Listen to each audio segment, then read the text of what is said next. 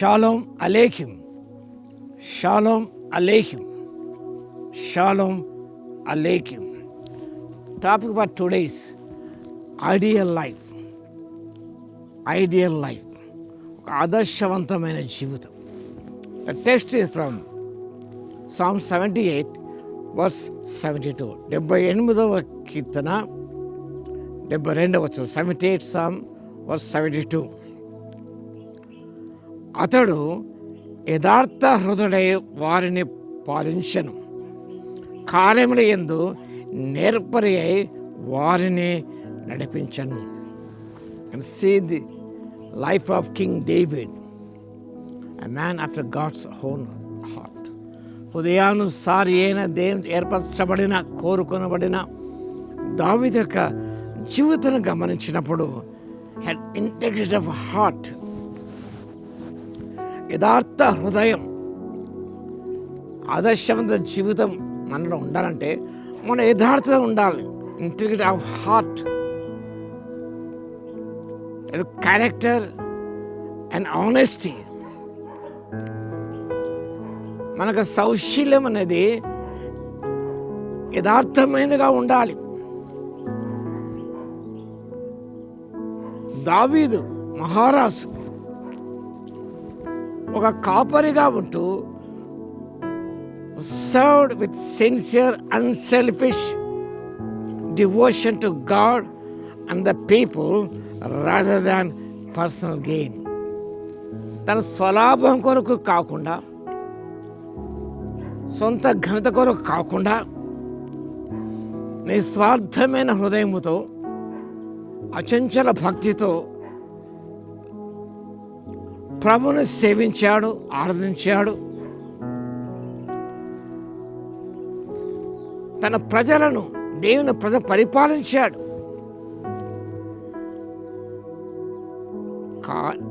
అతడు యథార్థ హృదయ వారిని పాలించడం దేవుని వాక్యం చూస్తున్నాం. క్యారెక్టర్, సౌశీల్యం చాలా ప్రాముఖ్యమైనది. ఇంటిగ్రిటీ.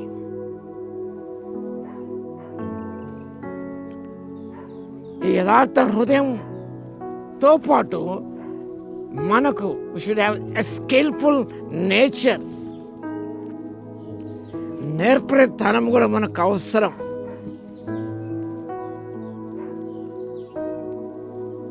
మన జీవితంలో యథార్థత అనేది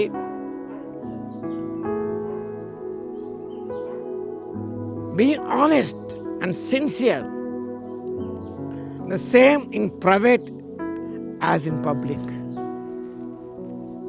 వ్యక్తిగతమైన జీవితంలో, బాహ్య జీవితంలో మన యథార్థత కలిగి ఉండాలి. మన జీవితం బయట ఒక రకంగా ఉంటుంది, ఆంతరిక జీవితం మరొక రీతిగా ఉంటుంది. కానీ హిపోక్రసీ అంటారు.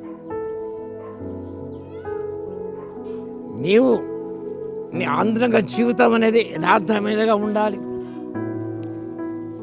బయటి వారితో నువ్వు ఉన్నప్పుడు, వారి మధ్య జీవిస్తున్న, పరిచయం చేస్తున్నప్పుడు నీవు యథార్థంగానే ఉండాలి. అది ప్రభు కోరుతున్నాడు. దావీదు ప్రత్యేక లక్షణం ఉన్నది, ఇంటిగ్రిటీ ఆఫ్ హార్ట్. అది లేనట్టయితే వ్యర్థం మన జీవితం. ఈయన క్రైస్తవ విశ్వాసంలో ఇంటిగ్రిటీ, యథార్థత అనేది లోపించిపోయినది. యథార్థంగా లేరు వారు. అలా కనిపిస్తే యథార్థంగా ఉన్నట్టు కనిపిస్తారు, కానీ వాళ్ళ యథార్థత ఇసుమంతైనా మనకు కనిపించదు. ఆనాడు శాస్త్రంలో పరిస్థితులు ఏ రీతిగా జీవించారో అదే రీతిగా వారు ఈనాడు మన వారు కూడా జీవిస్తున్న మనకు కనిపిస్తున్నది.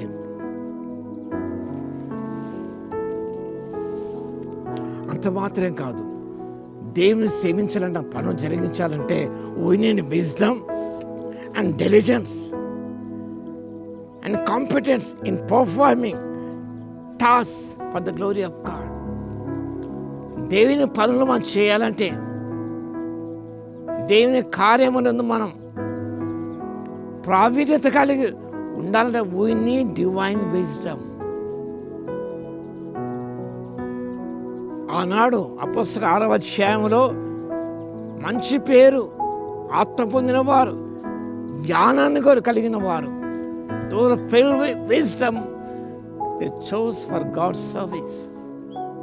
ఈనాడు సంఘ పరిచయలో కూడా జ్ఞానవంతులను మనం ఏర్పాటు చేసుకోవాలి. అంత మాత్రమే పనులు చేయటంలో, దేవుని కార్యము దేవుని ఉదయం నెరవేర్చడంలో నేర్పడితనం ఉండాలి. It is a reminder for us as servants of God, as children of God, as parents, to serve with both pure heart and effective skill. పవిత్రమైన, పరిశుద్ధమైన, యథార్థ హృదయంతో ఈ లోకంలో జీవించాలి. అంత మాత్రగా దావీదు వలె నైపుణ్యత కలిగి మనం జీవించినప్పుడు దేవుణ్ణి ఎంతగానో మనం సంతృప్తిపరచగలం. కాబట్టి దావీదు జీవితంలో ఉన్న ప్రత్యేకత, యథార్థ హృదయుడై అతడు వారి పరిపాలించను, కార్యమునందు నేర్పరి అయి వారిని నడిపించాను. ఆ రీతిగా మనము కూడా మన కుటుంబంలో సంఘాలు నడిపించుకోవడానికి, యథార్థ హృదయం కొరకు యథార్థంగా జీవించడానికి పరిశుద్ధాత్మ శక్తిని దయచేయను గాక. ఆమేన్. స్తుతికి పాత్రుడ మహోన్నతరం స్తోత్రాలు తండ్రి. దావీదు జీవితం ఎంతో ఆదర్శనీయంగా నిలిచింది మా తండ్రి. మీరు యథార్థతను కోరుతున్నారు ప్రభువా. ఆ యథార్థమైన జీవితం జీవిస్తూ, పవిత్రమైన హృదయంతో సేవిస్తూ, మీ కార్యములు ప్రభువా మీరిచ్చే జ్ఞానముతో, నైపుణ్యముతో ప్రభువా మేము జరిగించుటకు ఆత్మశక్తి ఇవ్వగలందుకు మీ స్తుతి స్తోత్రాలు చేర్చుకుంటూ, మా కుటుంబాలను కూడా మా సంఘం నడిపించుకోవడానికి మీ శక్తి మాకు దయచేయవలసిగా జ్ఞాపం చేస్తూ యేసుక్రీస్తు పరిశుద్ధ నామములో ప్రార్థించి వేడుకొస్తున్నాము తండ్రి. ఆమేన్. మన తండ్రి అయిన దేవుని యొక్క ప్రేమయు, మన ప్రభువును రక్షకుడైన యేసుక్రీస్తు యొక్క కృపయు, పరిశుద్ధాత్మ యొక్క అన్యోన్య సహవాసం మనందరికీ సదాకాలము తోడై ఉండును గాక. ఆమేన్.